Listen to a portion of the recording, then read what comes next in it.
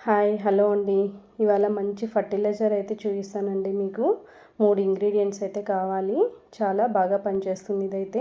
ఒక్కసారి మీరు కూడా ట్రై చేయండి. ఇవి వచ్చేసి ఆవు పిడకలు అండి, ఎండిపోయిన ఆవు పిడకలు, అలాగే బనానా అండి, బనానా తొక్కులు, ఎండిపోయిన బనానా తొక్కులు, అలాగే ఒక గుప్పెడు వేపపిండి. ఈ మూడింటిని బాగా కలుపుకొని ఒక 3 నుంచి 5 రోజుల పాటు బాగా నానబెట్టుకొని ఇలా మన ఇంట్లో ఉన్న మొక్కలకి ఇస్తే మంచిగా మొక్కలు అనేవి వచ్చి పువ్వులు అనేవి బాగా పూస్తాయి. ఇలా మూడింటిని మిక్స్ చేసుకొని వాటర్లో నానబెట్టుకోవాలండి.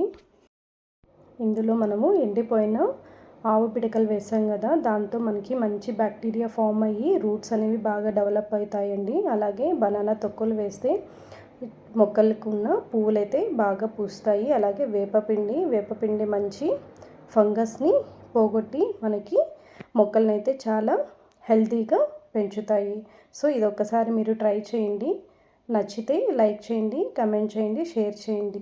సో ఈ చిట్కా అయితే మీరు కూడా పాటించి యూస్ చేసుకోండి.